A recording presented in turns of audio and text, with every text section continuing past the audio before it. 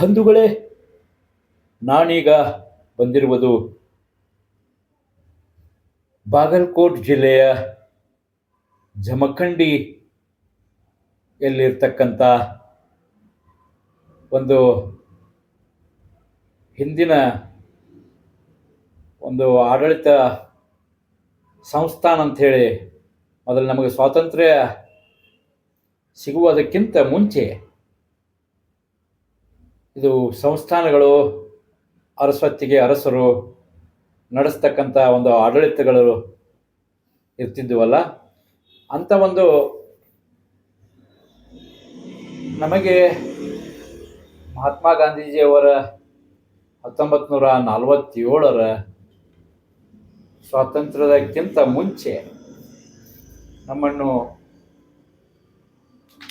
East India company, British company ಒಂದು ಆಳ್ವಿಕೆಯನ್ನು ನಡೆಸುತ್ತಿರುವಾಗಲೇ ಈ ಒಂದು ರಾಜಮನೆತನಗಳು, ಸಂಸ್ಥಾನಗಳು ಆ ಒಂದು ಸಮಯದಲ್ಲಿ ಆಡಳಿತ ನಡೆಸುತ್ತಿದ್ದವು. ಆ ಒಂದು ಆಡಳಿತ ನಡೆಸುವಾಗ ಈ ಬಾಗಲಕೋಟೆ ಜಿಲ್ಲೆಯ ಜಮಖಂಡಿ ಅಂತಕ್ಕಂಥ ಒಂದು ಪಟ್ಟಣ, ಈಗ ಜಮಖಂಡಿ ತಾಲೂಕು ಇರುವ ಒಂದು ಸ್ಥಾನ ದೊಡ್ಡ ಸಿಟಿ ಪಟ್ಟಣವಾಗಿ ಈಗ ನಿರ್ಮಾಣವಾಗಿದೆ. ಸಾಕಷ್ಟು ಅಭಿವೃದ್ಧಿ ಮೂಲ ಸೌಕರ್ಯಗಳನ್ನು ಹೊಂದಿರತಕ್ಕಂಥ ಈ ಜಮಖಂಡಿಯಲ್ಲಿ ಮೊದಲು ಬ್ರಿಟಿಷ್ ಈಸ್ಟ್ ಇಂಡಿಯಾ ಕಂಪನಿ ಇರುವಾಗ, ಇದು ಅಂದರೆ ನಮಗೆ ಸ್ವಾತಂತ್ರ್ಯ ಸಿಗುವುದಕ್ಕಿಂತ ಮುಂಚೆ ಈ ಜಮಖಂಡಿ ಸಂಸ್ಥಾನದ ಆಡಳಿತ ಚುಕ್ಕಾಣಿಯನ್ನು ಹಿಡಿದು ಆಡಳಿತವನ್ನು ನಡೆಸತಕ್ಕಂಥ ಆಗಿನ ಮಹಾರಾಜರು ಪಟವರ್ಧನ್ ಮಹಾರಾಜರು ಅವರು ವಿಶಾಲವಾದ ಮನಸ್ಸು, ವಿಶಾಲವಾದ ಹೃದಯವನ್ನು ಹೊಂದಿದ್ದರು ಎಂದು ಇಲ್ಲಿಯ ಸ್ಥಾನಿಕ ಜನರು, ಈಗ ಕೆಲವೊಂದು ಹಿರಿಯರು ಹೇಳುತ್ತಾರೆ. ಹೇಗೆ ಅಂದರೆ, ಈ ಒಂದು ಆಡಳಿತ ಚುಕ್ಕಾಣಿಯನ್ನು ನಡೆಸುವಾಗ ಸಾಕಷ್ಟು ಅಭಿವೃದ್ಧಿ ಕಾರ್ಯಗಳನ್ನು ಆ ಒಂದು ಪಟವರ್ಧನ್ ಮಹಾರಾಜರು ಮಾಡಿದ್ದರೆಂದು ಹೇಳುತ್ತಾರೆ. ಹಾಗೆ ಈ ಮಹಾರಾಜರ ಒಂದು ವಾಸಸ್ಥಾನದ ಆ ರಾಜವಾಡ ಪಕ್ಕದಲ್ಲಿಯೇ ಒಂದು ರಾಮೇಶ್ವರ್ ದೇವಸ್ಥಾನವನ್ನು ನಿರ್ಮಿಸಿದ್ದಾರೆ. ಆ ರಾಮೇಶ್ವರ್ ದೇವಸ್ಥಾನಕ್ಕೆ ಈಗ ಅತೀ ಶ್ರಾವಣ ಸೋಮವಾರ ಇರುವುದರಿಂದ ಬಹಳಷ್ಟು ಜನ ಭಕ್ತಾದಿಗಳು ಇಲ್ಲಿ ಬಂದು ಪೂಜೆ ಸಲ್ಲಿಸಿ ದೀರ್ಘ ದಂಡ ನಮಸ್ಕಾರಗಳನ್ನು ಸಲ್ಲಿಸಿ ಪುನೀತರಾಗಿ ಹೋಗುವುದು ಒಂದು ವಾಡಿಕೆ. ಇಲ್ಲಿ ಈಗ ಕಾಣುತ್ತಿರುವುದು ರಾಮೇಶ್ವರ ದೇವಸ್ಥಾನದ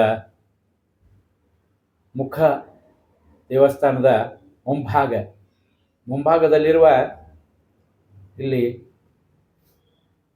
ಕಾಣುತ್ತದೆಯಲ್ಲ, ಆ ಒಂದು ಶಿಲೆಗಳಲ್ಲಿ ಸ್ಥಾಪಿಸಿದ ಭವ್ಯವಾದ ಶಿವ ಪಾರ್ವತಿಯರ ಒಂದು ಭಂಗಿಯಲ್ಲಿ ಕುಳಿತಿರ್ತಕ್ಕಂಥ ಒಂದು ಭವ್ಯವಾದ ಮೂರ್ತಿಗಳು ಆ ದೇವಸ್ಥಾನದ ಮುಂಭಾಗದ ಹಣೆಯ ಒಂದು ಭಾಗಕ್ಕೆ ಅದನ್ನು ನಿರ್ಮಿಸಿದ್ದಾರೆ. ಹಾಗೆ ಇಲ್ಲಿ ಭಕ್ತ ವೃಂದ ಸಾಕಷ್ಟು ಜನ ದಿನನಿತ್ಯ ಮುಂಜಾನೆ 4 ಗಂಟೆಗೆ ಪೂಜಾ ಕಾರ್ಯಕ್ರಮ ನೆರವೇರುತ್ತದೆ. ಆ ಒಂದು ಸಮಯದಲ್ಲಿ ಹಾಜರಾಗಿ ದಿನನಿತ್ಯ ಭಕ್ತಾದಿಗಳು ಬರುತ್ತಾರೆ. ಮುಂಜಾನೆ 6 ಗಂಟೆಯಿಂದ 7 ಗಂಟೆಯಿಂದ 8 ಗಂಟೆಯಿಂದ 9 ಗಂಟೆಯವರೆಗೆ ಹಾಗೆ ಜನರು ಭಕ್ತಾದಿಗಳು ಬಂದು ಈ 1-2 ಕಿಲೋಮೀಟರ್ ಪಟ್ಟಣದಿಂದ ದೂರಿದ್ದರೂ ಕೂಡ ಆ ಒಂದು ದೇವಸ್ಥಾನಕ್ಕೆ ಭಕ್ತಾದಿಗಳು ನಡೆದುಕೊಂಡು ಬರುತ್ತಾರೆ, ಬೈಕ್ ಮೇಲೆ ಬರುತ್ತಾರೆ, ಕಾರುಗಳಲ್ಲಿ ಬರುತ್ತಾರೆ. ಬಂದು ತಮ್ಮ ದಿನನಿತ್ಯ ಪೂಜೆಗೆ ಹಾಜರಾಗಿ ಆ ಪೂಜಾ ಕೈಂಕರ್ಯದಲ್ಲಿ ಭಾಗವಹಿಸಿ ಇಲ್ಲಿ ಕ್ಯೂ ಆಗಿ ನಿಂತು ಸಾಲಾಗಿ ನಿಂತು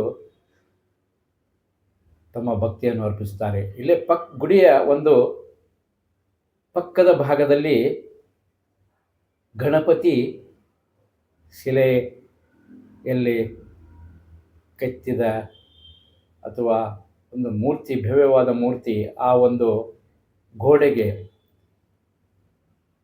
ರಾಮೇಶ್ವರ ಬಲಭಾಗದ ಗೋಡೆಗೆ ಈ ಒಂದು ನಮ್ಮ ವಿಘ್ನ ನಿವಾರಕ ಗಣಪತಿಯನ್ನು ಇಲ್ಲಿ ಆ ಗೋಡೆಗೆ ಒಂದು ಅಂಟಿಸಿದಂತೆ ನಿರ್ಮಿಸಿದ್ದಾರೆ.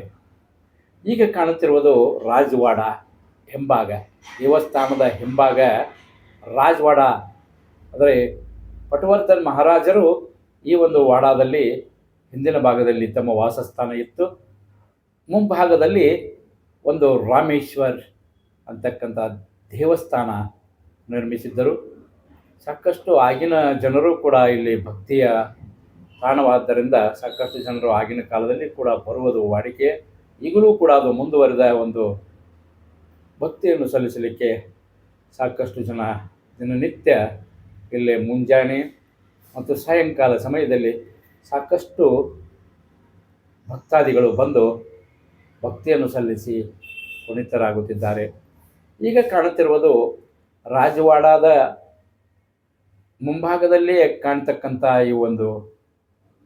ಈ ದೇವಸ್ಥಾನಕ್ಕೆ ಬಂದು ಸಾಕಷ್ಟು ಜನರು ಪೂಜೆ ಸಲ್ಲಿಸಿ ವಿಶ್ರಾಂತಿಯನ್ನು ಪಡೆಯಲು ಕಟ್ಟಿಸಿದಂಥ ಈ ಪೋಳಿಗಳು ಅಂತೀವಲ್ಲ ನಾವು, ಆ ಪೋಳಿಗಳಂತೆ ಕಾಣುವ ಈ ಒಂದು ಕಟ್ಟಡಗಳು ನಮ್ಮನ್ನು ಆಕರ್ಷಿಸುತ್ತವೆ. ಪಟವರ್ಧನ್ ಮಹಾರಾಜರು ಹಿಂಭಾಗದಲ್ಲಿ ತಮ್ಮ ವಾಸಸ್ಥಾನ ದೊಡ್ಡ ಒಂದು ಭವ್ಯವಾದ ಕಟ್ಟಡಗಳು, ಬಂಗ್ಲೆಗಳು ಕಟ್ಟಿಸಿಕೊಂಡು ವಾಸಿಸುತ್ತಿದ್ದರು. ಸಾಕಷ್ಟು ಅಲ್ಲಿ ಪಕ್ಕದಲ್ಲಿ ಆಗಿನ ಒಂದು ಕುಸ್ತಿಪಟುಗಳಿಗೆ ಪ್ರೋತ್ಸಾಹ ಕೊಡಲು ಒಂದು ಗರಡಿ ಮನೆಯನ್ನು ಕೂಡ ಅಲ್ಲಿ ಸ್ಥಾಪಿಸಿದ್ದರು. ಆ ಗರಡಿ ಮನೆಯಲ್ಲಿ ಆಗಿನ ಜಮಖಂಡಿಯ ಸುತ್ತಮುತ್ತಲಿನ ಜನರು ಬಂದು ತಮ್ಮ ಒಂದು ಕುಸ್ತಿ ಪರಿಣಿತಿಯನ್ನು ಪಡೆಯಲು ಅಲ್ಲಿ ಗರಡಿ ಮನೆಯಲ್ಲಿ ಸೇರುತ್ತಿದ್ದರೆಂದು ಇಲ್ಲಿಯ ಹಿರಿಯರು ಹೇಳುತ್ತಾರೆ. ಇಲ್ಲಿ ಕಾಣಸಿಗುತ್ತಿರುವುದು ದೇವಸ್ಥಾನದಲ್ಲಿರುವ ಮೂರ್ತಿ ರಾಮೇಶ್ವರ ದೇವಸ್ಥಾನ. ರಾಮೇಶ್ವರ ಅಲ್ಲಿ ಕ್ಯೂ ಆಗಿ ನಿಂತು ಸಮಯ ಅವಕಾಶ ಇಲ್ಲದವರು ಕೂಡ ಇಲ್ಲೇ ಒಂದು ಪಕ್ಕದಲ್ಲಿ ಮರ ಇರುವುದರಿಂದ ಆ ಮರದ ಕೆಳಗೆ ಆ ದೇವಸ್ಥಾನದಲ್ಲಿರುವ ದೇವರು ರಾಮೇಶ್ವರನನ್ನು ಇಲ್ಲೇ ಪಕ್ಕದಲ್ಲಿಯೇ ಅರ್ಜೆಂಟಾಗಿ ಅವಸರದಿಂದ ಬಂದು ನಮಸ್ಕರಿಸಿ ದರ್ಶನ ಪಡೆದು ಹೋಗುವವರಿಗೆ ಒಂದು ಅವಕಾಶ ಅನುಕೂಲವಾಗಲೆಂದು ಆ ದೇವಸ್ಥಾನದ ಪಕ್ಕದಲ್ಲಿಯೇ ಒಂದು ಮರ ಇರುವುದರ ಆ ಮರದ ಸ್ಥಳಕ್ಕೆ ದೇವಸ್ಥಾನದಲ್ಲಿ ಇರುವ ದೇವರನ್ನು ಇಲ್ಲಿಯೂ ಕೂಡ ಸ್ಥಾಪಿಸಿದ್ದಾರೆ. ನಾನು ಬಸವರಾಜ ಅನಂತಪುರ ಅಂತ ಹೇಳಿ ಸರ್. ಬಸವರಾಜ ಅನಂತಪುರ. ತಾವು ಎಲ್ಲಿ ಗೋಟೆಯಲ್ಲೇ ಮಾಡ್ತಾರೆ ನೀವು ಕೆಲಸ? ಇಲ್ಲ ಸರ್, ಚಿಕ್ಕಪಡಿಸಲಿ ಒಳಗೆ ಪಿ ಸರ್ ಇದ್ರಿ ಹೈಸ್ಕೂಲ್ದೊಳಗೆ. ಹಾಂ. ಈಗ ಇಲ್ಲಿ ಇದು ಜಮಖಂಡಿ ರಾಮೇಶ್ವರ ದೇವಸ್ಥಾನ ರೀ.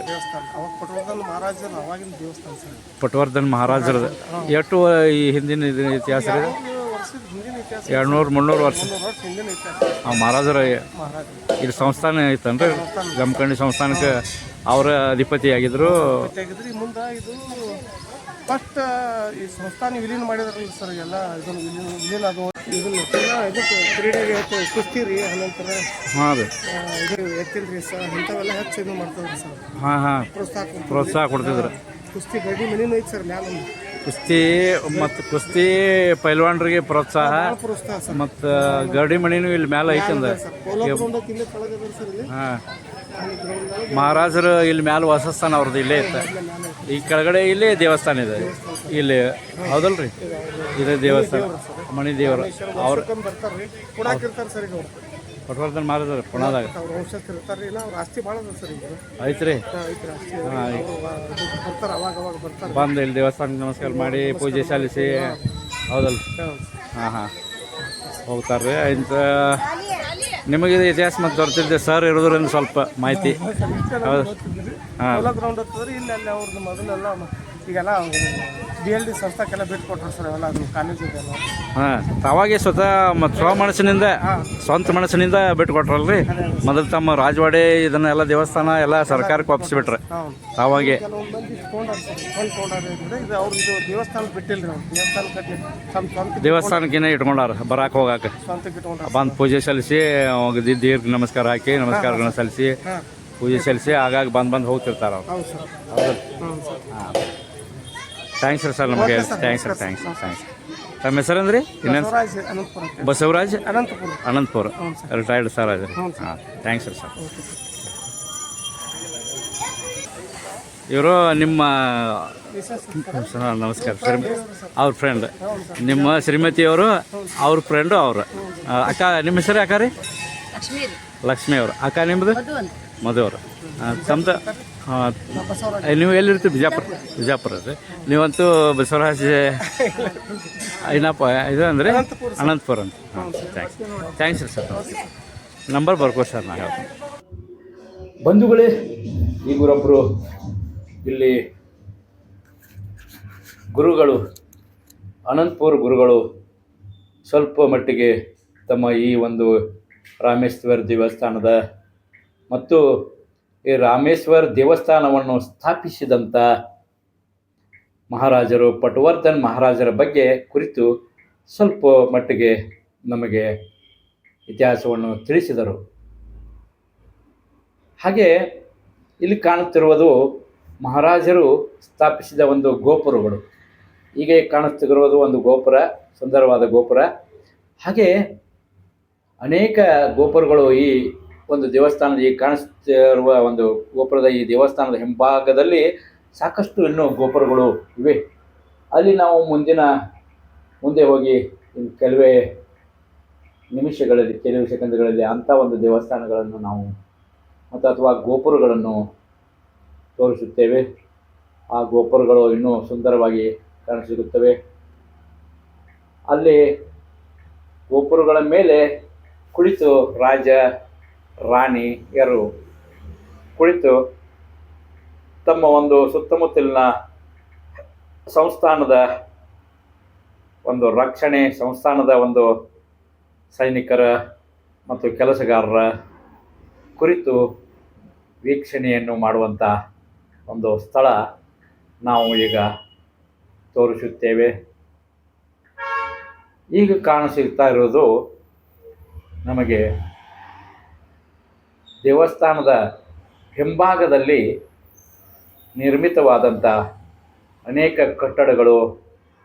ಅಲ್ಲಿ ಕೆಲಸಗಾರರು ಆ ರಾಜ ಒಂದು ಆಸ್ಥಾನದಲ್ಲಿ, ಆ ಒಂದು ಸಂಸ್ಥಾನದಲ್ಲಿ ಕೆಲಸ ಮಾಡತಕ್ಕಂಥ ಕೆಲಸಗಾರರು, ಆ ಒಂದು ಕೋಟೆಯ ಸುತ್ತಮುತ್ತ ಕಾಯುವ ರಕ್ಷಣೆಯನ್ನು ಮಾಡ್ತಕ್ಕಂಥ ಆಗಿನ ಸೈನಿಕರು ಅನ್ನಬಹುದು. ಆ ಒಂದು ಸೈನ್ಯ ಸ್ವಲ್ಪ ಮಟ್ಟಿಗಾದರೂ ಅವರು ಸೈನ್ಯವನ್ನು ಸ್ಥಾಪಿಸಿಕೊಂಡಿದ್ದರು. ಈಗ ಕಾಣುತ್ತಿರುವುದು ನಾವು ಹೋಗುವ ಒಂದು ಸ್ಥಳದಿಂದ ಆ ಒಂದು ಸೈನ್ಯದ ಒಂದು ವಾಸಸ್ಥಾನ ಕೂಡ ಅಲ್ಲಿತ್ತು. ಅಲ್ಲಿ ಆನೆಗಳು ಮತ್ತು ಕುದುರೆಗಳನ್ನು ಕಟ್ಟಿ ಅವುಗಳೆಲ್ಲ ಆಹಾರ ಮತ್ತು ವಸತಿ ಎಲ್ಲವನ್ನು ಅಭಿವೃದ್ಧಿಪಡಿಸಿ ಅಲ್ಲಿ ಸಾಕಷ್ಟು ಜನರು ಕುದುರೆಗಳನ್ನು ಸಾಕಲು ಮತ್ತು ಆನೆಗಳನ್ನು ಸಾಕಲು ಸಾಕಷ್ಟು ವ್ಯವಸ್ಥೆಯನ್ನು ಮಾಡಿಕೊಂಡಿದ್ದರು. ಇಲ್ಲಿ ಕಾಣಸಿಗ್ತಿರೋದು ನೀರು. ಆ ಎಲ್ಲ ಒಂದು ಇಂಥ ಹೊಂಡಗಳು ಇಲ್ಲಿ ಒಂದು 3-4 ಹೊಂಡಗಳು, ನೀರಿನ ಹೊಂಡಗಳು ಸಿಗುತ್ತವೆ. ಅವು ಸುಂದರವಾಗಿ ಕಾಣುತ್ತವೆ. ಕಲ್ಯಾಣಿ ಥರ ನೀರು ಬಾವಿ ಅಂತೀವಲ್ಲ, ನಾವು ಕಲ್ಯಾಣಿ ಥರ, ಕಲ್ಯಾಣಿ ಬಾವಿ ಅಂದರೆ ಕಟ್ಟೆಗಳನ್ನು ಕಟ್ಟಿದಂಥ ಕಟ್ಟಡಗಳಿಂದ ನಿರ್ಮಿತವಾದ ಬಾವಿಗಳು ಇಲ್ಲಿ ಪಕ್ಕದಲ್ಲಿ ಕಾಣಸಿಗುತ್ತವೆ. ಈಗ ನಾವು ಹಾಗೆ ದಿಬ್ಬವನ್ನು ಕಟ್ಟೆಗಳ ಮೂಲಕ ಹತ್ತಿ ಏರಿ ಹೋಗಿ ಆ ರಾಮೇಶ್ವರ, ಜಂಬುಕೇಶ್ವರ ಅಥವಾ ರಾಮೇಶ್ವರ ಅಂತಕ್ಕಂಥ ದೇವಸ್ಥಾನವನ್ನು ನಾವು ನಮಸ್ಕರಿಸಿ, ದೇವಸ್ಥಾನದ ಹಿಂಭಾಗದಲ್ಲಿ ನಾವು ಕಟ್ಟೆಗಳನ್ನು ಏರಿ ಆ ಆನೆಗಳು ಸಾಕುತ್ತಿದ್ದ ಆನೆಗಳಿಗೆ ನೀರು ಸರಬರಾಜು ಮಾಡತಕ್ಕಂಥ ಹೊಂಡಗಳು, ಕಲ್ಯಾಣಿ ಥರ ಇರ್ತಕ್ಕಂಥ ಒಂದು ಕಟ್ಟಡಗಳಿಂದ ನಿರ್ಮಿತವಾದ 3-4 ನೀರು ಸಂಗ್ರಹವಾಗಲು ನಿರ್ಮಿಸಿದಂಥ ಒಂದು ಕಲ್ಯಾಣಿ ಥರ ಇರ್ತಕ್ಕಂಥ ಹೊಂಡಗಳನ್ನು ನಾವು ಈಗ ಕಾಣಿದೆವು. ಈಗ ಆ ಗೋಪುರವನ್ನು ಏರಿ ನಾವು ದೇವಸ್ಥಾನದ ರಾಮೇಶ್ವರ ಜಂಬುಕೇಶ್ವರ ದೇವಸ್ಥಾನದ ಹಿಂಬದಿ ಕಾಣ್ತಕ್ಕಂಥ ಈ ಒಂದು ಗೋಪುರಗಳು, ಸುಂದರವಾಗಿ ಕಾಣ್ತಕ್ಕಂಥ ಗೋಪುರ. ಈ ಗೋಪುರದ ಇನ್ನೂ ಸ್ವಲ್ಪ ಮುಂದೆ ಹೋಗಿ ನೋಡಿದಾಗ ನಮಗೆ ಮತ್ತೊಂದು ಗೋಪುರ ಮತ್ತು ಅಲ್ಲಿ ವಾಸಸ್ಥಾನ, ರಾಜರು ವಾಸಸ್ಥಾನ ಇರತಕ್ಕಂಥ ಒಂದು ದೊಡ್ಡ ಭವ್ಯವಾದ ಬಂಗಲೆ ಕೂಡ ನಮಗೆ ಕಾಣಸಿಗುತ್ತದೆ. ಆ ಬಂಗಲೆಯ ಎರಡೂ ಬದಿಗೆ ಗೋಪುರಗಳು, ಸುಂದರವಾದ ಗೋಪುರಗಳು. ಅಲ್ಲಿ ತಮ್ಮ ರಾಜವಾಡಕ್ಕೆ ಮಹಾರಾಜರ ಯಾರು ಬರ್ತಾರೆ ಹೋಗ್ತಾರೆ ಜಾಗ ಅಂದ್ರೆ ಮಹಾರಾಜರು ಎಲ್ಲಿ ಇರ್ತಾರ್ರಿ ವೀಕ್ಷಿಸಲು ಅಥವಾ ಕಾವಲವನ್ನು ಕಾಯಲು ಇಲ್ಲ ಆ ಗೋಪುರದ ಈಗ ಹೊಸದ್ ಮಾಡ್ರಿ ಮೇಲೆ ಏರಿ ಒಂದು ಚಿಕ್ಕದಾದಂಥ ರೂಮ್ ಇಲ್ಲಿ ಹಿಂದಗಡೆ ಅವ್ರ ಕೋಣೆಗಳಂತಹ ಸೇವಕರಾಗಲಿ ಅಲ್ಲಿ ಕಾವಲುಗಾರರು ಇಲ್ಲಿ ಇರ್ತಿದ್ರು ಇರುತ್ತಿದ್ದರು ಎನ್ನಬಹುದು. ಇದು ಕಲಾಭವನ ಏನ್ರಿ? ಹೀಗೆ ಈ ಗೋಪುರಗಳ ಮಧ್ಯದಲ್ಲಿ ಭವ್ಯವಾದ ಒಂದು ಬಂಗ್ಲೆ, ಅಲ್ಲಿ ಪಟವರ್ಧನ್ ಮಹಾರಾಜರು ವಾಸಿಸುತ್ತಿದ್ದರು. ಹಾಗೆ ಆ ವಾಸಿಸುವಾಗ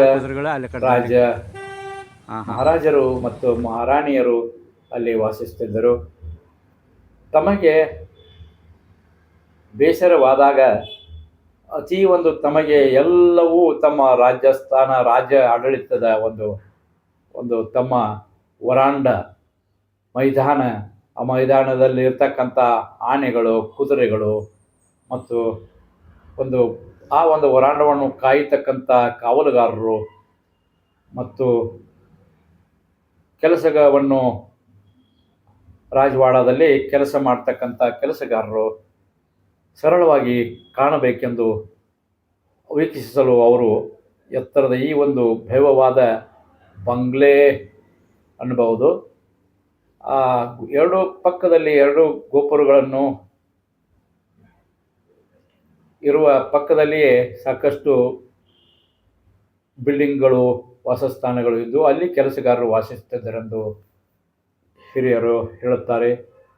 ಬಂಧುಗಳೇ, ಇದು ಇತಿಹಾಸ ಹಿಂದಿನದಲ್ಲ, ಇದು 400 ವರ್ಷಗಳ ಹಿಂದಿನ ಒಂದು ಇತಿಹಾಸ ಅನ್ನಬಹುದು.